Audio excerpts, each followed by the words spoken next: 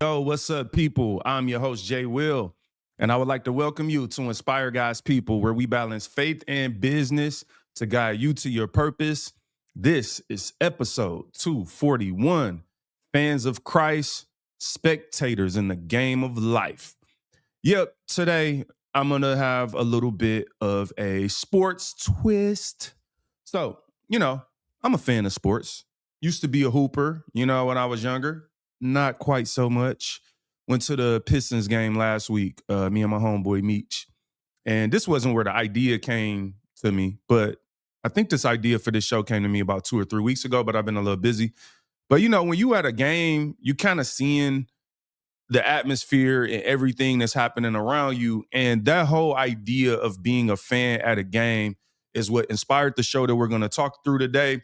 And I hope it inspires you. I hope it gives you a new perspective on life. We're going to talk a little bit about like the difference between actually being and living as a Christian versus the mindset of the world today, which I think has turned us into reactors. And then we're going to talk a little bit about some practical steps to actually get going and get out of the behavior of being a spectator. And then I think lastly, we're going to talk a little bit about more of a capitalistic financial approach to that and how that kind of overlays. And I know sometimes that kind of stuff turns people off. That's not the intention, especially in a society that seems to be a little more gearing more and more towards socialism and kind of free handouts and everybody gets this. And so we're going to talk a little bit, maybe not too much. I'm not going to try to offend nobody, but a little bit about how like this mentality of the world we live in today and being like instead of kind of work for it, I want people to give it to me. I want to kind of sit back and do nothing. And I think that is all contributing to the idea of being a spectator in a game of life. Some of us are spectators in our lives. So those are all the things we're going to talk about today. If you enjoy the show, please like, share, comment, you know what I'm saying? Tell somebody about it. And if you're watching this on YouTube, subscribe. But without further ado, let's get into it. All right, what up? What up, people? Michelle Mel Canyon. What up, though? All right, so first things first, I want to talk about this idea of being a fan. What is a fan? Let's think about like how, like how are fans like what do fans do? Ain't nothing wrong with it. Let me just say that first. If you a fan, basketball, football, whatever you do, sports, it's okay. You know what I'm saying? What up, people? Why not live? Who am I saying? Let me know what you mean by asking who am I saying. What up to the people that's joining? So first things first, you go to a game, football, let's talk football. You look around in the stands, is 100,000, 50,000, 20,000 fans, depending on the size of the stadium. Everybody's wearing a team jersey. People got their face painted. Like you ever see people I'm like, some people take their shirt off, they paint the team logo, on their stomach and in their chest, and everybody's just, what, and we're screaming loud. Like being a fan is an exhilarating experience, but some people take it a little far, I think. But as I look around at the fans in the stadium, I'm like, yo, none of us are actually in the game. We cheering, we booing, we talking our stuff. Like you have people on the sidelines arguing with players, cussing players out, all of this. And I'm like, bro, you know what's crazy? Like, we not in the game though. Like we at the game. We're in the atmosphere. We have an opinion about the game. We argue about who's the greatest player of all time. Is it Tom Brady? Is it Patrick Mahomes? Who's the greatest running back? Is it Barry Sanders? And here's why, or Emmitt Smith. And all of that is cool. But at the end of the day, I'm like, yo, we not in the game. And I'm going to tell you how bad it got for me. A couple years ago, watching the Lions, right? I'm from Detroit, watched the Lions in the playoffs. We just got good like 2 years ago, so I'm going to be real. We don't know how to act. Like, we got diehard fans here in Detroit and, the games are crazy and everything is hype. And, the Lions were in the, I think it was the NFC Championship game and they lost. It was the game to get to the Super Bowl. And I actually found myself walking around mad to the point, I'm not proud of this, I'm going to be honest, kind of got an attitude with my wife, kind of got at her. Was a little bit of tension brewing. And then like I had to take a step back after that experience and be like, bro, why are you so invested and mad and you not even in the game? Like, do they come to your job and like get mad because you didn't respond to an email fast enough? You know what I'm saying? You didn't file something in the correct folder. No, they don't. Nobody cares of my job. Y'all ain't coming to my job to watch me work. But what's my point? I took a step back and I was like, bro, you can't allow yourself to be out here affected and you not even playing the game. I say that to say, as a fan, first thing first, some of us are fans of Christ. And what I mean by that is like, yo, we at church, you know, we're in the atmosphere. We grew up in church, right? I'm not even saying you're not a Christian, right? But you know, we come to church, we scream and holler, we'll do the praise team, like, oh yeah, we'll do all of that. We got opinions about the preacher, we boo, we cheer, we talk about them, we post about them. If something happens in the church, we the first ones on Facebook that want to, say whatever we want to say. But then it's like, yo, we such fans, but are we in the game? And then it's like, well, what does it actually even mean to be in the game? What does it mean to be a player on God's team in Christianity? What's the difference between, yeah, I'm a fan, I believe, isn't that enough? Like I come to church every Sunday, I clap, I pay my tithes, I do everything, right? You bought your ticket, just like a fan at a game. You paid for the concessions, you did your good deed. And some of us have become so okay with being fans that we don't even realize, like, bro, you not actually on the team. You wearing a jersey, but your jersey got somebody else's name on it. And so I say that to say, let's expand this thinking. Like, yo, do I want to just be a fan of Christ? And that's something that we have to look at ourselves. This isn't about pointing the finger. This is about looking at yourself and saying, like, yo, am I a fan of Christ or am I like in the game? Like, am I actually doing this? And then I want you to parallel it with your own life. It's like, yo, am I just out here a spectator in the game of life? Am I looking at other people, judging them the way we judge players and we argue about them? Or am I like actually doing something in my life? And I think there's a lot of people out there that are struggling in their own life. Like, and I know it's hard to admit it, right? We don't want to admit that we struggling or that we like sluggish or we don't have any purpose or any goals in our own life. But if we be honest, it's like, bro, I wake up every day and I'm online arguing about what happened in somebody else's life. You feel me? What's up, people out there? So for me, it's about being introspective and saying like, why are we even like that today? Now, I'm not saying this is the only reason we're like that, but I want to give an example of something that I think is contributing to causing us to be more and more accepting. I can't talk, people. Where's my little mug? I can talk. We're becoming more and more accepting of just being spectators, both in Christianity and the kingdom of God, but also just spectators in our own life, right? And I think part of that is like, think about social media and what social media has become. And honestly, even what podcasting has become. And I don't want this to come off like this isn't all negative. I'm not taking a shot at anybody who does this. It's just something I've observed. Over the last couple of years, reactions have become the thing online, right? It has become a thing to not actually really create your own content, not actually develop anything or put anything proactively out into the world.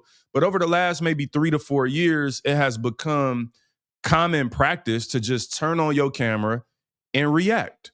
Like, hey, something happened in the world that everybody cares about, whether it be most of the time is some level of extreme good or bad, mostly bad, like something extremely bad or extremely crazy happens and everybody comes online, turns on their camera, and then it's about like who can react the best, right? Who can be the best spectator?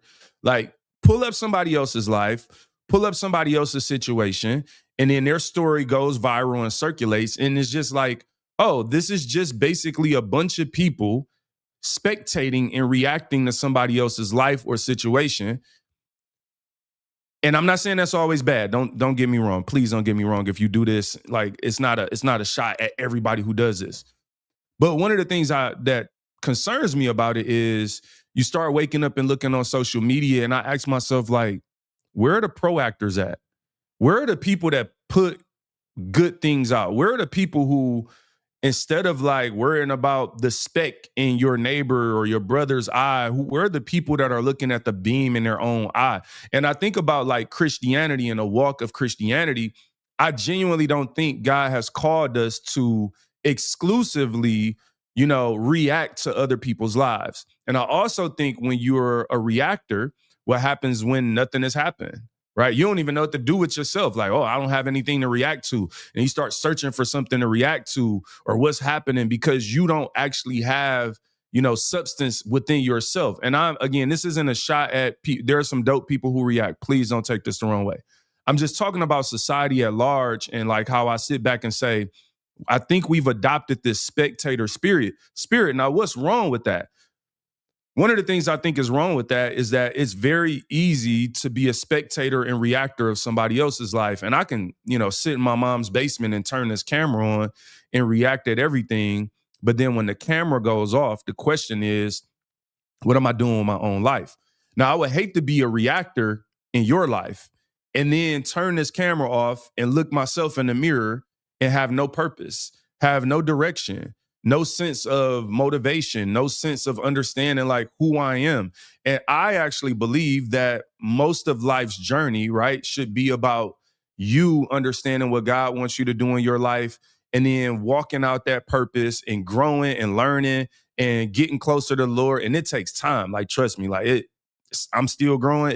It takes a lot of time. Like, to like just grow as a believer, to improve, to get over your own trauma, your own life experiences, your own self-doubt, whatever it may be. It takes time. And some of us are waking up every morning, and I'm not judging nobody, but some of us are waking up every morning and we got everybody else's life figured out, but we not in the game of our own life. We just fans. And so I think about that. And so it's like, okay, well, if we become fans and spectators, right, then it's like, well, what do we do? Like, how do you get beyond that? Like, and why? Why should I even get beyond that? And I think about like Jesus with the disciples, right? The disciples were in the game to the point that when Jesus, I'm going to call it recruiting, like college basketball coaches or something, when he recruited the disciples, one of the things that he said at some point, don't quote me at the what point or script. I'm not preaching right now. I'm just kind of paraphrasing. But he said like to count up the costs before you follow me. And I think about that. Like, why did Jesus ask the disciples to count up the costs before you follow him? And I look at it as like he did that at least partially because he was letting you know you're about to go from being a fan to getting in the game. And when you get in the game, there's sacrifice. When you get in the game, there's something to gain, but there's also something to lose. And it's going to take some effort and some work. See, fans, we don't have to work out. I don't have to work out. Like, I could just stay being out of shape and then judge the football players in the NFL that are in great shape, working hard, practice all week, studied the playbook, did all of that. And here I am on my couch out of shape and saying this guy, hey, you should have made that tackle. You should have did this. I'm like, well, this guy runs at the speed of light, is strong as, a superhero. And here I am on my mother's couch in the clothes I had on yesterday, telling these professional athletes that they're horrible because they're in the game and I'm merely a fan. I've given up nothing to be a fan. No shot at fans, but I'm just being real. And so what happens is Jesus wants you to count up the cost because when you get in the game, it will change your perspective. Now, what do I mean by that? Perspective is interesting. Have you ever, sat at the top of the stadium? Like, meaning like you chilling and you sitting at, in the nosebleed sections. The game looked real different in the nosebleeds, fam. In nosebleeds, it looked like dots. Like you're watching dots on the court or the field. You get a little closer, you ever had some good seats and you're like, oh wow, I could see what's going on. The game is looking a little faster down here. Then you get like some courtside or front row seats or like really low level, and it's like, wow, like I can like see the speed and the players look way taller. It's like, oh, he's not short at all. Like all of these things change. Now imagine how much that perspective changes even more if you get in the game. Let me see what y'all talking about in the comments. Uh, all right. Yeah, somebody called me AI. Is this AI? I don't know. I guess so. So when you think about the fact that like you get in the game, imagine if you were at an NBA basketball game just as a fan watching it, and all of a sudden they called a timeout and they pointed at you like, yeah, you, like, come on. Gave you a jersey and said, get in the game. You know how nervous you would be to actually get in the game? You know how much faster and stronger everybody would be if that ball was in your hand, they passed it to you and said, do something with it, go score, go get a touchdown, go hit a three. Like all of a sudden, all that finger pointing you did, all that booing you did, all that screaming and hollering, now all of a sudden things have changed because you're in the game. Now, I want to talk about this like as a believer. Getting in the game, being a disciple, getting in the game and like actually walking through ministry with people, it changes your perspective, right? Even getting in the game changes your perspective about yourself because you get in the game and have a turnover. You get in the game and foul someone or fall on the ground and you realize like, oh, wow, like, oh man, like, okay, I made some mistakes too. Like I'm not perfect. And so getting in the game sometimes will turn you away from being just this reactor that's always pointing the finger at others to having a little bit of grace, going from judging everyone for everything and wishing the worst on them to trying to walk them through because you now understand what it's like to be in a game and get tackled and have a bloody arm or a broken finger or whatever it may be. And so part of what I'm saying to us as believers is I think it's time for a lot of us to graduate from being just simply fans of Christ, spectators in our churches and in our communities of faith, spectators in our own life, in our careers, and whatever it is that we're doing in life, moving from being a spectator to being a player that's in the game. Now, what does that mean? That means once you get in the game, things won't be perfect. I think some of us are scared to check in the game because as a fan, you want it to be perfect. You want your team to score every time. You screaming at every turnover. You are just judging everybody. But as a player in the game, you become afraid to do that. So what I want to say is like, don't be afraid to be in the game. Don't be afraid of the fact that you might foul someone or you may get fouled or you may have a situation where the coach is mad at you or the team is looking like, what'd you do? But the beauty of being in a game is that you end up getting better. The longer you play the game, things slow down. You start growing. You ever see a NFL or NBA player, they come in as a rookie and they look out of sorts. And, Tom Brady was like a 6th-round draft pick. Nobody knew he was going to be Tom Brady, but he got a chance to get in the game and never got out again. Another player got hurt. Drew Bledsoe gave Tom Brady an opportunity to get in the game. When he checked in the game, he took advantage of that opportunity and never was a bench player ever again in his career. Now, some of us think, well, I'm not just a fan. I'm actually a player. Like I got a jersey. I'm on the team. But it's a difference between being on the bench and being in the game. And one of the things that I realize is that the opportunities in this life don't last forever. And some of us, we've had opportunities to get in the game or be in a game. We're like, no, I'm cool being a fan. No, I'm good. I don't really want to try. And we spend our whole life never really trying, never really going all in because we're afraid of the outcome. We're afraid of whether we're going to succeed or fail. And that's why you can't be afraid of success. And then some of us are actually afraid to be great. We're afraid of like, what happens if this goes well? Am I good enough? Can I carry this? And the thing is like, just get in the game. You don't have all the answers. You have to trust God. And some of us in our own life are spectators because we're so afraid of opportunities. Opportunities jump in our lap and we like, no, I'm good on that because we're afraid to get in the game and change our perspective. So I just want to encourage you today and say, Don't allow yourself to just be simply a fan of Christ. Don't allow yourself just to be a spectator in your own life. Don't allow yourself to like be a person that's just looking at everybody else's life and judging them every day. And then you ain't even doing stuff. And I'll be real, that's one of the things that's maybe kind of frustrating or weird to me is like, bro, like I don't have time to react to everybody else's life when I still have areas to grow. Like how you reacting to everybody and you not even doing what they doing. Like you got some people, they reacting to videos about stuff and you like, bro, like you don't even do that.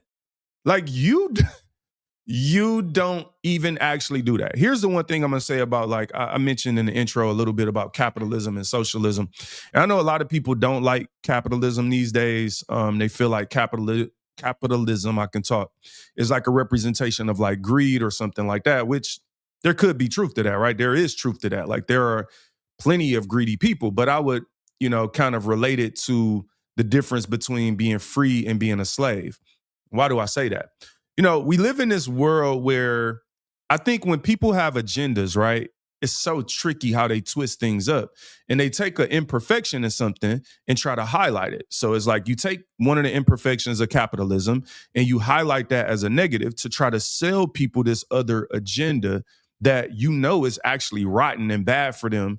But on the surface, there is a layer of glossiness that you can kind of trick people into accepting. It would be like taking an onion, but like imagine if like you took an onion and dipped it in sugar, and like maybe you dip it in honey and put sugar, and so the onion looks like a candy apple. You know what I'm saying? But then you bite into it and you realize beyond that first layer, this thing is horrible. And that's how I kind of feel about socialism. And here's why I say that. A lot of, again, they'll sell you capitalism is like greed and stuff, but there's the freedom to earn. One of the things I like about capitalism is that you have the same opportunity I have. I have the same opportunity as the next person. And I'm generalizing here. I'm again not saying that capitalism is perfect, but I'm going to show you the difference in what I mean. In the same way, freedom isn't perfect. I know people are like, what do you mean by that? Freedom isn't perfect? Well, freedom of speech isn't perfect. Why do I say that? Because you give people freedom of speech and then people use that freedom to say a bunch of wild stuff. But then you have to ask yourself, well, do I want to live? Do I want to be free and be free to have a podcast and talk about what I want to? And then that also means that I got to accept freedom of speech by and large. And some people might say some terrible things. Or do I want to kind of suppress freedom of speech? And then that also means that I don't have the freedom to say something unless it's maybe universally acceptable. That sounds good on the surface, but what happens when something like your faith or your belief is not universally acceptable? And whatever is today won't be tomorrow. And then now that's deemed as hateful or something, and you can't say that. Most of us don't want to do that. Now, the other thing is like, let's take literal slavery versus being free. So slavery in the United States as an example. When Booker T. Washington describes in his book, Up From Slavery, the experience of the day that the slaves were free, I'm paraphrasing. He described this experience as like, first, everybody was happy. And long story short, after a couple hours or so, I don't know if it was literally a couple hours, but later that day or the next day, people realized like, whoa, wait a minute, I'm going to be free? Yeah, that sounded good until you realize like I got to go out here and get my own food. I got to go out here and fend for myself. Some people decided in that moment, even though they were free, hey, master, can I remain a slave? Like imagine being a slave, right? And we always talk about how horrible slavery is, which it was, how unfortunate it is, which it was. But there were slaves that actually opted into being a slave because freedom is scary. Freedom is imperfect. Now I know us, and I'm not judging those slaves in their lifetime, in their culture and what was happening, right? But what I am saying is easy for us to just react to them and talk about, oh, it wouldn't have been me. How you know? You ever been in that situation? What's my point? Freedom is scary. And so because freedom is scary, what people do is they sell you this idea that, hey, if you just vote for me, everything will be taken care of. You'll get free boat rides, free bus rides, free school, and free this. It all sounds good on the surface. I think what happens though is when people are giving you something, you have to understand that in return, they want control. The Bible says, right? People are always talking about in the Bible. I think this is in Deuteronomy when like Moses is talking about this, but it's like be the head, be the tail, be the lender, not the borrower, right?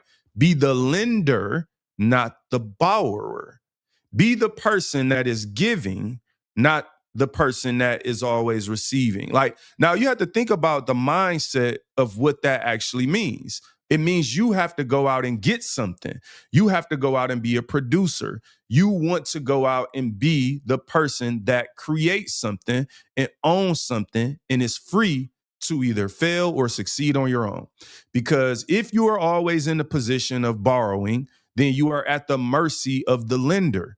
And so, again, in a socialist society, if you are at the mercy and you think the government is going to sell you on, yeah, we got free food and free this and free everything for everybody, was like, well, understand that in return, you're giving that person power over you. You are giving up your freedom to say, I'm going to fully trust you to feed me.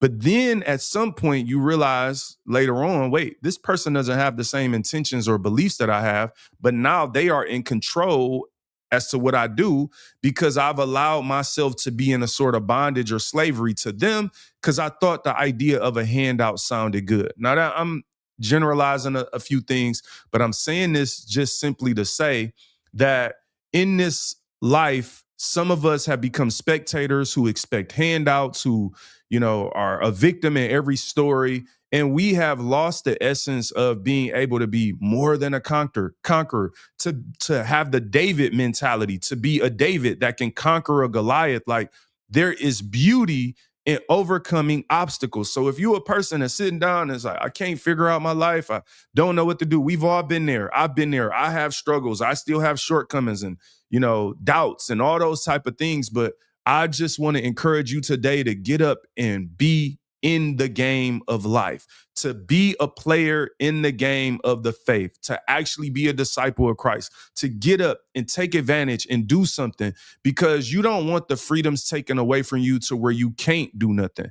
And my one fear about society today, especially in America, is like, we have all the freedom in the world to go out and fail, go out and succeed. And some of us just sit back and, argue about politicians and we want people to give us free handouts. This guy doesn't like me. This person doesn't like black people. This person don't like white people. It's like, why are you giving these people all this power?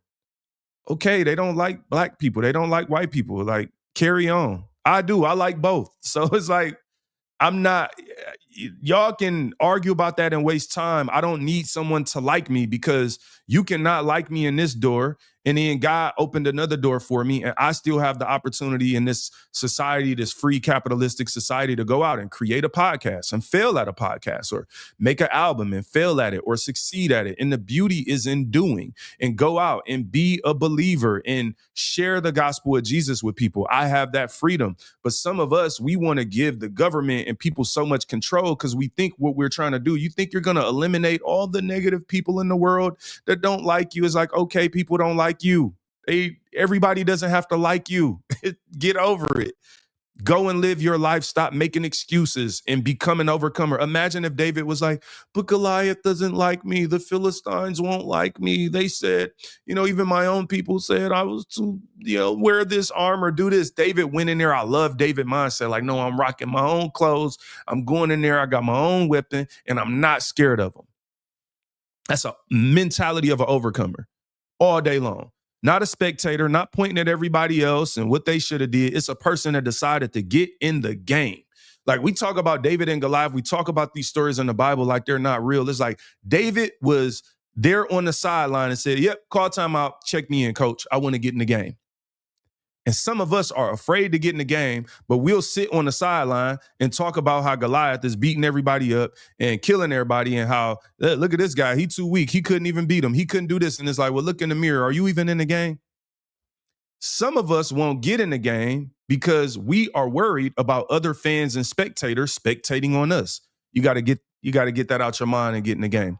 So I hope that you are inspired and encouraged. And if you like this, again, please like, share, subscribe. Check out Inspire Guys People on YouTube. I share a lot of shorts and stuff like that. Hopefully this touches you in a place and gets you in a place to get in the game. Love y'all. God bless y'all. Y'all have an amazing amazing day, people. Y'all be easy, man.